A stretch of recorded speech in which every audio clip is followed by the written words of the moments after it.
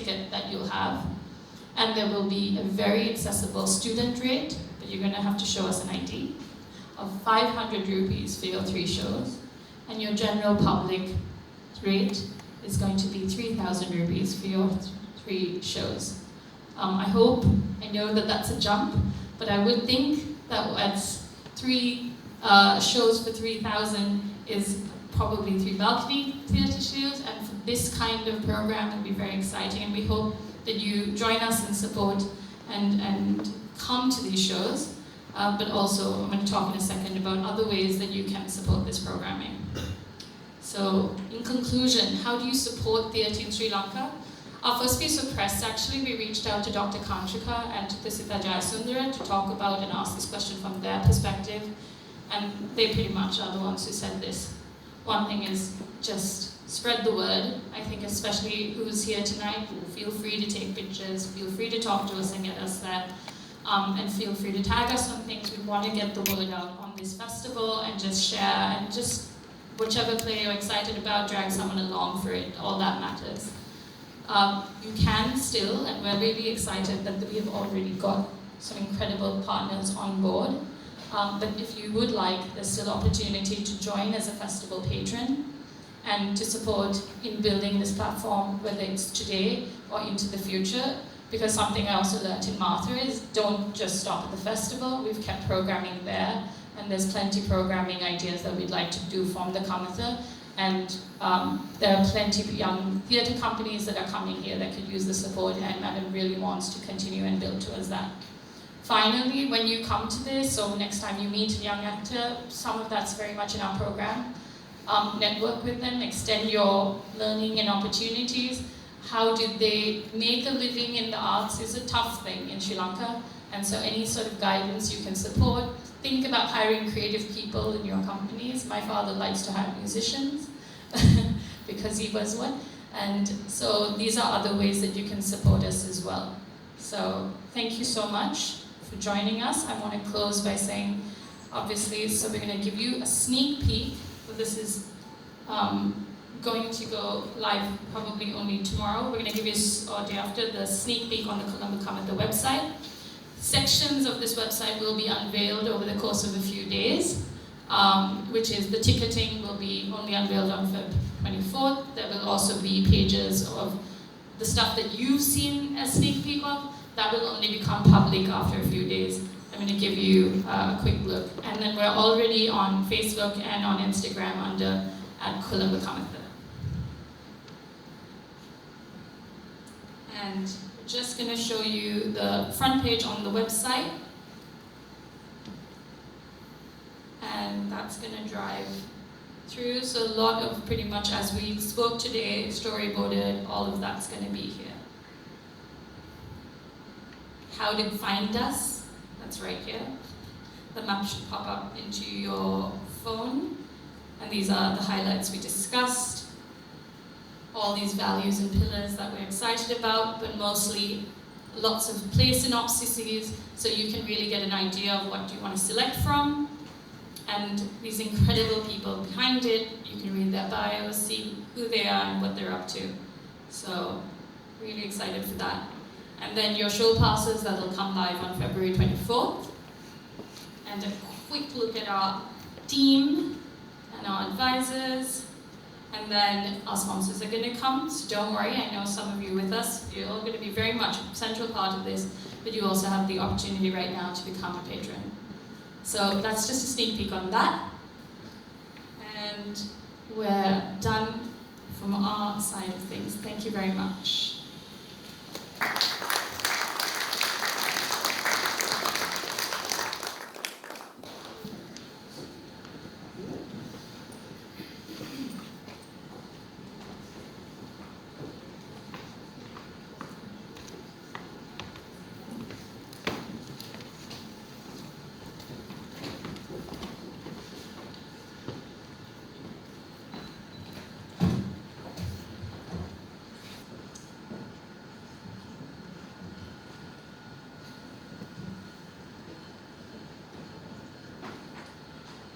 Madam requires a little introduction.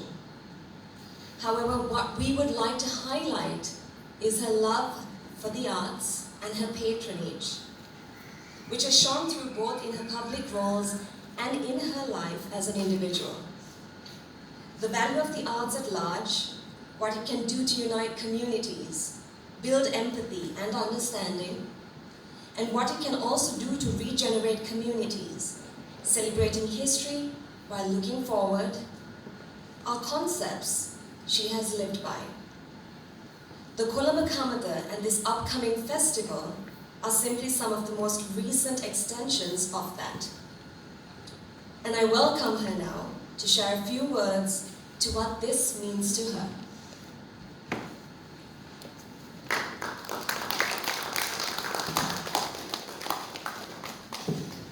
Thank you, Tracy.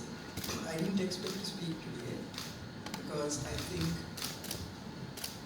Bimsara and Chanchala have told you everything that needs to be said. But as I'm now thrust upon this before the mics, I would like to talk to you about the dream that I had for a long time, I think, to create not only a space but first an academy for drama and another one for dance. As soon as I assumed duties as president, this was one of the first things I did, in addition to, of course, starting an education reforms program. And we did various things. I won't go into the details. Some of them took off partially. Others were changed by those who took over after me. There were two major attempts, one in the Western Provincial Council, where we built an academy of drama, where we did a lot of work, got together all the existing drama people, dramatists, directors, writers, who were very excited about the idea. We put up a building with classrooms, the curriculums were done, and then I got kicked upstairs to another job from the Western Province, and that was completely deformed, the idea, and now it is a commercial venture, where the rooms where the classes were supposed to be held are now rented out as office space. Then we tried another effort, what is today called the Nenum Popular. It wasn't called that, and the design was much nicer. But not what it is today. I called it something very rude, and we got protests from the Chinese embassy, so I will not use those words. And that was also going to be an academy of drama, and a place where plays could be staged by poor drama people at very, very cheap rates. There was an open air theatre and the big theatre, which was going to have very good sound systems. We consulted experts from abroad and all that. And then I left the presidency, and that was the end of that too. So now it has become a conference hall. And then I had the possibility of doing something, of realizing that dream with the BMICH premises. I discovered this beautiful natural space, which was already used very slightly for dance practices by one or two groups. And then the idea grew, and today it is a space for young and other artists, theatre artists, to practice, to rehearse, to teach. And I'm happy to say that we have several groups who take it on a weekly basis to hold their classes, and others who have practices, and sometimes even placed in this space, and hopefully in the other space that we are building now. The idea is, I don't want to go into details, is that very young I realized the importance of the arts for bringing people together. The reason may be that I was brought up to appreciate the richness of Sri Lankan culture, of our ancient civilization, of what we had created for thousands of years, which had almost disappeared during 500 years of colonialism. And physically I was made to practice it when my father took me by the hand and chucked me into a candy and dance class when I was 10 years old. And I ended up dancing on stage for many years with some of our best dance groups. I used to act in school, and I realized the importance of performing arts. And I had the good fortune of experimenting with theatre, with young people during various times that I had the good fortune of holding various positions. In some cases, we brought hundreds of children, 150 to 200 children from the different ethnic communities and religious communities together to do theatre. And one of the very first times we did this, that was a one-day program. By afternoon, by the lunch break, and these were children from Colombo, from the Colombo district, from schools that were called Tamil schools and other schools which were exclusive to Sinhala Buddhist schools, which is a bizarre system in this country which I tried to stop but didn't succeed. Two girls, a Sinhala and Tamil girl, with their arms around each other, telling me, "Madam," in Sinhala, "we didn't realize how nice they were." This was a Sinhala and Tamil girl. And they became, I hope, hopefully, friends for life. Then when I chaired the Office for National Unity and Reconciliation, we also used theatre to bring young people together, where we brought, as I said, 150 to 200 children who lived together for 5 days, and half the day they would learn about the importance of living together, the dangers of conflict resolution, how to appreciate each other's cultures, the richness of diversity that existed in our country, and all this. And in the other half of the day, the latter half of the day, they would be asked to do any play they like. They would write it and do it. And these children who had never learned theatre seriously, children who were in their teens, produced beautiful plays. And one of the most beautiful short plays I have seen, 15-20 minutes, was performed without a word being spoken by children from Batticaloa, from Jaffna, and from Hambantota. Children, Muslim, Tamil, and Sinhalese children. So,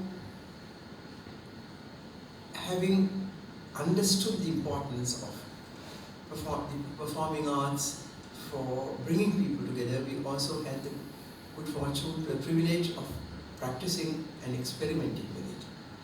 So, when I retired from active politics, I thought, let me once again try 2 failed attempts, but try in a much smaller way. And I'm delighted to tell you that we succeeded. And the Kamatha opened about 1.5 years ago. It is widely used by theatre artists and to some extent by dance groups, local as well as Western ballet groups. And now we are going into the next stage, as Chanchala said, the festival. We hope to continue this annually, and we hope we will have many partners. I had to just ask only a few corporate sector people, friends, and they have willingly contributed to this small effort, and I hope others would become partners and come into partnership with us to continue this effort for much longer. In a country like ours, I would finally like to say, which has been riven with conflict, division, which has affected us in every possible way, not only the economy, socially, mentally. The number of people who are mentally affected in this country, we still don't have the numbers or any proper treatment for that. I believe that all that, in addition to other methods, drama can bring these people together and do a massive job of healing the divisions and the pain and suffering of people who have gone through the conflicts. So we have started very small, hesitantly, but I think we could make something big of it. Finally, I would like to thank especially Chanchala and Bimsara when we were a bit desperate for event organizers. If we didn't have anybody, I was going to stop everything else and do it, but that's how I take challenges. But they agreed, and they have, at the last minute, 3 months? They had just 3 months to do all this, and they have done a brilliant job. Thank you very much. And the management of the BMICH, who have been very helpful and given us a lot of support in this. The theatre community, especially Rajitha Disanayaka, who worked with us in the committee, in the organizing committee, and gave us ideas, advice, and helped us support, gave us support to carry this through. To all of you who have accepted our invitation to come here today, my sincere thanks go out to you, and I hope you could participate in our festival, which will be in 6 weeks, and enjoy the fun. Thank you very much.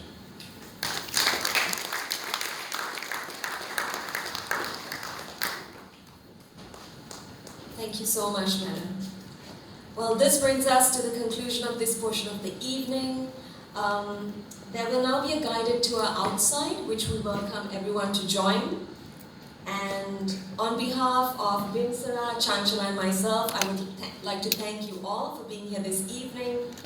And we would love for you to join us for some refreshments that will be served at the Kolamba Kamatha at the end of the guided tour. Thank you so much.